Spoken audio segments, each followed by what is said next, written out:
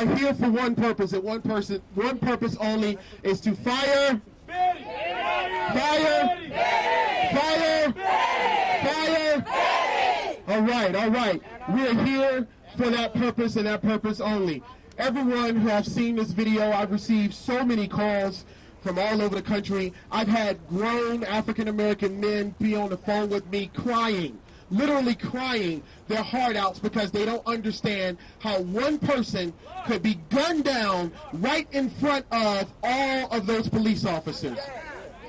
And that's something that we cannot tolerate here in Tulsa, Oklahoma. So tonight we stand here in front of the police department and we're telling them to fire, fire, fire. Thank you. and what has occurred is that we have seen a smear campaign to be launched today, and those who have been attention to the media. I'm not going to bring up all the stuff that's happened, but what's so interesting, and I'm going to tell you how this plays out.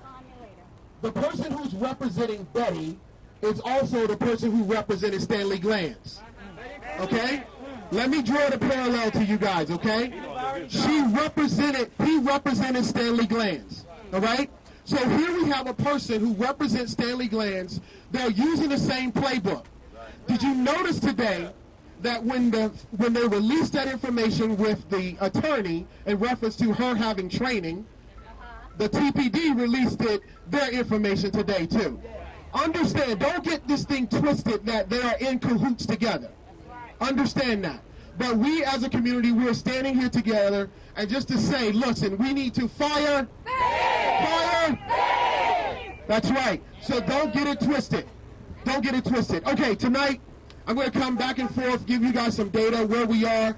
But while we're talking, I want you guys to understand, while there's a smear campaign going on, and one thing, and shout out to Frontier for finding this, Betty wrote a letter that she did drugs in her past to Tulsa Police Department. Okay? So, while they're trying to smear our guy, she even admitted that she did drugs to Tulsa Police Department. So while we're saying, you know, go away with that smear campaign, we want them to fire, fire, fire. All right, I'm going to bring a hot spot speaker here. This is Brother Jasper. He's going to just share some words with you. Give it up for Brother Jasper.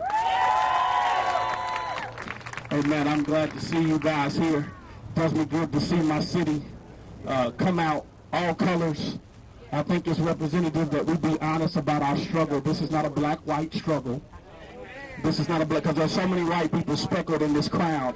And if you look at the pictures of the civil rights movement, there were so many speckled through the crowd. And when you look through the history of abolition, there are so many speckled through the crowd. This is not a black-white issue. This is a people issue. Police are people. There are good people and there are bad people. There are good police and there are bad police. But I want to talk to you about what our real issue is. Our real issue is that we like bands. What do I mean? Greenwood, Archer, and what Pine. And see the gap. See, we understand something about the gap, because since 1921 there's been a gap. There's been gaps in the stories of what they told about Emmett Till. There were gaps in the story about Sandra Bland. There were gaps in the story again about Terence. And we're sick of the gaps in the story.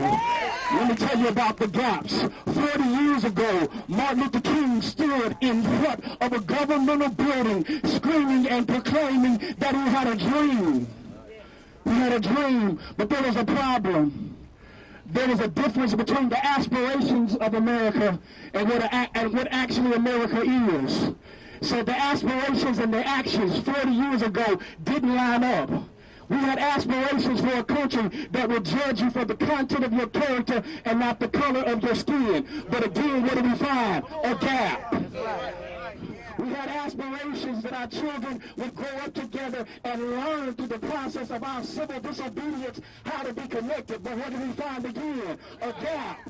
Consistently see in every story about every black man, there's a gap between what his past is and what his present was. They didn't tell you that Terence was in church telling you what not to do in front of police. They wouldn't tell you that the brother used to sing. The first time I met Terence, Terence picked me up off the side of the street off of 1311 North Boston Place. Didn't know me and said, God told me to take you wherever you want to go. At the time, I was late for work, and I had to go all the way out to TCIM. Y'all remember that spot. Some of y'all worked there. TCIM. I had to go all the way to TCIM on 31st and Mingo, and this brother didn't ask me for gas. He didn't ask me for anything. He took me all the way from North Tulsa to 41st and Mingo because he said God said so. There's a gap somewhere in the media story, and I need y'all to hear me. We are sick and tired of gaps in your story. Come with the truth, or don't come at all. We are holding you accountable. Last thing I'm going to say, because we are so fragmented in our city, I'm glad to see us here today. But because we're so fragmented in our city, we do not have an educational platform to agitate from that's collective. We have several, but we don't work together. We do not have an economic platform together to agitate from. And now we the people who's taking care of the political side, but we got to stand behind them. He just did a money drive because it takes money to do this. Let's put our money where our mouth is. We need black entrepreneurs. We need black leaders to stand up. I'm glad you came to march, but why you going to march to a job tomorrow? I'm glad you came to march, but are you going to march into those schools, take over those educational halls, and demand an education so that you can free your own people? Because until you free yourself, you can't free nobody else. So I got to tell America, it's some gaps in our story too. It's a gap between white folk and black folk, but if we're going to kill it, we got to be honest about the gap. We need to revitalize the gap. Greenwood, Archer, and Pine. 1921, we lost our economic stronghold, and we haven't had one since. Black folk been fighting for jobs and trying to find a way up ever since. But if we get together, if we come together, if I can join my brother Alvin Muhammad, we can join hands. There's no gap in between us because we've stretched across the expanse to reach each other where we are. If I can help my sister here, she's a lawyer and she's helped us so much. Her skin is as white as they come, but she is as true as they come because she's fought tirelessly for us. There's no gap between us. So when I say gap, you say we don't want it. Gap!